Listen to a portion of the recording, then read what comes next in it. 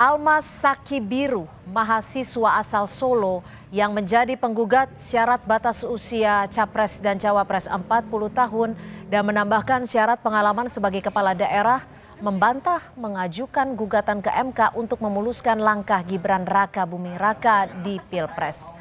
Anak dari Koordinator Masyarakat Anti Korupsi Indonesia, Maki Boyamin Saiman ini mengklaim tak ada intervensi di balik gugatan yang ia ajukan. Dengan keluarnya putusan MK, ia mempersilahkan Gibran untuk menggunakan kesempatan ini untuk maju Pilpres atau tidak.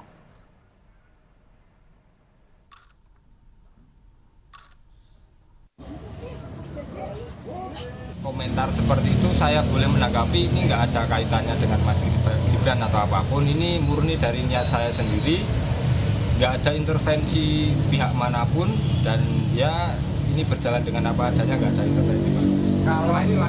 Kalau mau dibuat jalan itu Mas Gibran ya monggo, kalau enggak ya udah.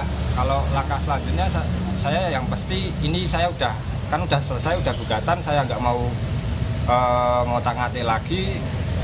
Udah. Kan yang disebut terus Mas Gibran ya? Ya karena kan saya orang Solo, otomatis kan saya merasakan dampaknya Mas Gibran ini langsung gitu kan. Kalau mungkin di luar sana mungkin banyak, tapi saya ya kurang tahu lah. Salah satu hakim Mahkamah Konstitusi, Saldi Isra, sempat menyampaikan pendapat berbeda dengan hakim lain terkait putusan MK soal gugatan batas usia Capres-Cawapres tetap 40 tahun, namun bisa jika ia pernah ataupun sedang menduduki jabatan sebagai kepala daerah. Saldi mempertanyakan sikap hakim MK yang mendadak berubah terhadap putusan ini. Kita akan bahas bersama mantan hakim Mahkamah Konstitusi. Sudah ada Pak Dewa Gede Palguna yang bergabung bersama kami di Kompas Petang. Selamat sore Pak Palguna, terima kasih sudah bergabung bersama kami di Kompas Petang. Ya, mohon maaf, audio Pak Palguna sepertinya masih di mute nih Pak.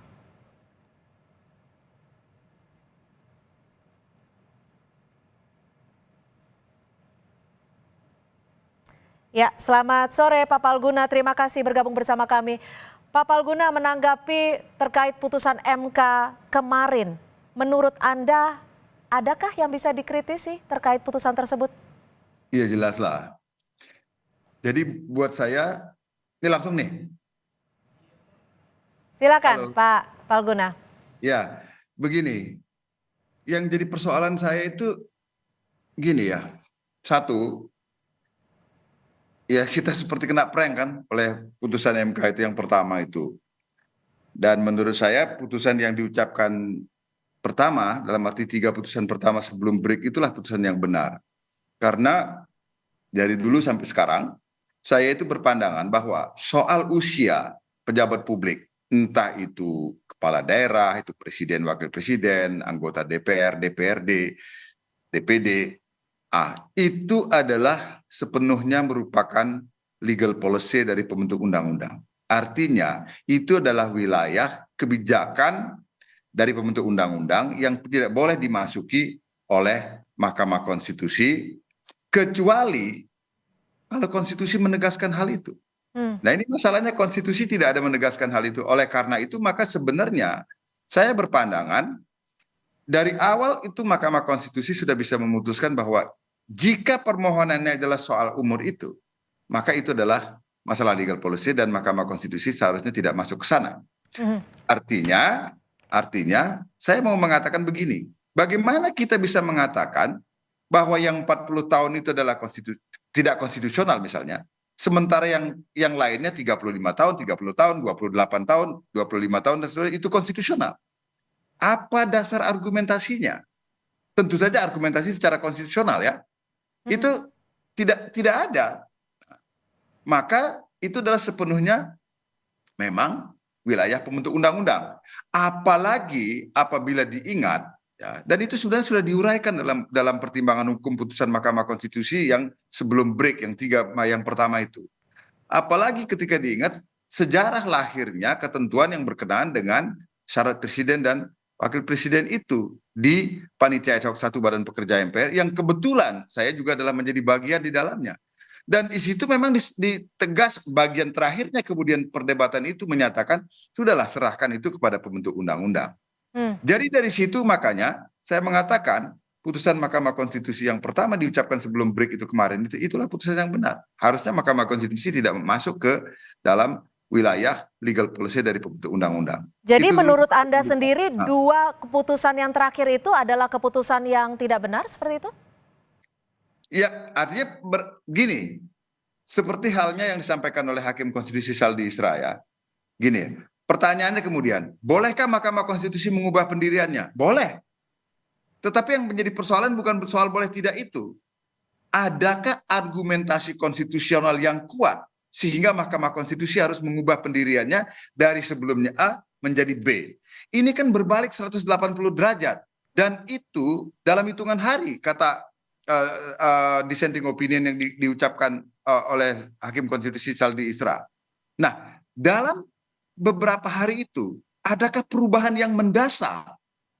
Adakah constitutional change yang mendasar, katakanlah dalam praktik, yang menyebabkan kemudian secara konstitusional juga Mahkamah Konstitusi harus mengubah tafsiran konstitusionalnya terhadap syarat calon presiden dan atau wakil presiden itu.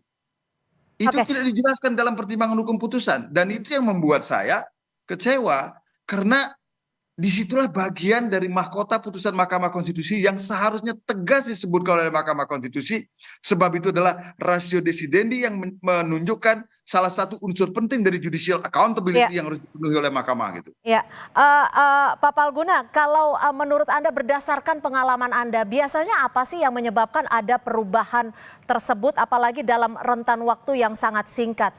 Apakah menurut Anda ada kepentingan tertentu mungkin? Atau seperti apa? Berdasarkan pengalaman Anda? Kalau itu biarlah wilayah, kalau kepentingan tertentu yang kalau disebut kepentingan politik, biarlah wilayah pengamat politik yang masuk itu. Saya stick saja pada bidang keahlian saya supaya saya tidak offside mengambil bidang keahlian orang lain gitu ya. Jadi kalau secara hukum tentu saja perubahan itu misalnya ada perubahan peraturan perundang-undangan yang terjadi dalam rentang waktu tertentu sehingga menyebabkan logika yang dibangun oleh Mahkamah Konstitusi dalam pertimbangan hukum sebelumnya menjadi tidak valid lagi apabila disandingkan dengan tujuan konstitusional yang hendak dicapai oleh dirumuskannya suatu ketentuan dalam undang-undang. Itu bisa mengubah pendirian mahkamah dan itu adalah sah. Tetapi itu harus sekali lagi harus dijelaskan dalam ratio decidendi dari putusan mahkamah itu sehingga publik menjadi tahu mengapa mahkamah mengubah pendiriannya gitu loh. Oke, kalau yang kemarin kan kita tidak dijelaskan ya, apakah artinya harus ada penjelasan terkait hal ini? That is what I mean. Jadi itulah seperti out of the blue gitu loh, tiba-tiba saja berubah dari A menjadi B dan B-nya itu 180 derajat. Itu yang tidak saya paham. Itu yang saya nggak bisa menduga. Nah akhirnya kan begini jadinya. Saya bukan pengamat politik sekali lagi. Nah, tapi orang kemudian membuat fakta-fakta yang ada di luar lalu menyandingkan fakta-fakta itu atau kenyataan-kenyataan itu disanding-sandingkan, dihubung-hubungkan dan kemudian cocok dengan keadaan yang diambil dalam putusan Mahkamah Konstitusi. Nah, terjadilah kemudian kesimpulan publik yang kita tidak bisa sepenuhnya juga menyalahkan. Karena dalam pertimbangan putusan Mahkamah Konstitusi sendiri juga tidak jelas alasan berubahnya itu gitu loh. Oke, Pak Palguna, kita tahu bahwa dalam putusan di Mahkamah Konstitusi dissenting opinion itu merupakan hal yang biasa. Tapi biasanya apa sih yang menjadi penyebab adanya dissenting opinion ini dan seperti apa biasanya berdasarkan pengalaman Anda untuk menanggapi peristiwa ataupun dissenting opinion ini? Oke, jadi saya menjelaskan terlebih dahulu. Ketua Mahkamah Konstitusi pertama Profesor Jimli Asyidiki secara berseloroh tapi serius mengatakan 9 hakim konstitusi itu adalah 9 pendapatnya final and binding gitu loh. Dia merdeka satu setengah tahun. Bahkan ketua Mahkamah Konstitusi juga tidak bisa mempengaruhi. Saya bisa mengatakan itu karena saya mengalami periode kepemimpinan Prof. Jimli dan beberapa bulan saya sempat juga bersama Prof. Mahfud walaupun beliau waktu itu belum jadi ketua. Artinya kita tahulah sebegitu berwibawanya Profesor Jimli Asyidiki, Profesor Mahfud itu nggak bisa mempengaruhi 8 hakim yang lain kalau hakimnya sudah berpendapat begini. Artinya yang saya mau katakan kalau Hakim Konstitusi itu membuat legal opinionnya dengan benar. Dan itulah yang membuat perdebatan dalam rapat permusyawaratan hakim itu menjadi hidup. Nah, itu yang kemudian menyebabkan kemudian bisa saja hakim itu menjadi bersatu atau terbelah pendapatnya. Itu kan masing-masing kadang-kadang mungkin katakanlah misalnya mazhab yang dianut oleh hakim tertentu gitu atau bukan pandangan politik sebenarnya. Tapi ini kan pada dasarnya Mahkamah Konstitusi dalam perkara pengujian undang-undang khususnya dia kan sedang melakukan constitutional interpretation sebenarnya terhadap satu norma undang-undang. Nah, di situ kalau sudah memasuki wilayah constitutional interpretation, kemerdekaan masing-masing hakim itu sangat mungkin boleh dikatakan mutlak di situ ya. Baik. Karena itu hakim mau menyampaikan pendapatnya secara merdeka. Nah, di situ acap kali ketemu atau tidak. Tapi itu kan akan tampak kemudian bukan ringkasan ya, summary dari pendapat apakah ketemu atau tidak itu akan tampak dalam putusan gitu. Ya, Pak Palguna, terakhir, menurut Anda, bagaimana Anda melihat dari sikap Hakim Saldi Isra? Karena kita tahu kemarin beliau juga menyampaikan beberapa pendapat soal dissenting opinion, soal ada atau tidaknya hakim ketua yang sempat hadir kemudian sempat sebelumnya tidak hadir dan akhirnya ada perubahan terkait hal itu. Ya, itu saya mengatakan bahwa Pak Profesor Saldi sedang menggambarkan peristiwa yang terjadi ketika putusan itu dibuat. Dan itu adalah bagian dari pertanggungjawaban publik seorang hakim yang hendak disampaikan lewat pendapat berbedanya itu, mengapa kemudian dia harus membuat pendapat berbeda. Nah, atau mengapa kemudian terjadi perbedaan pendapat.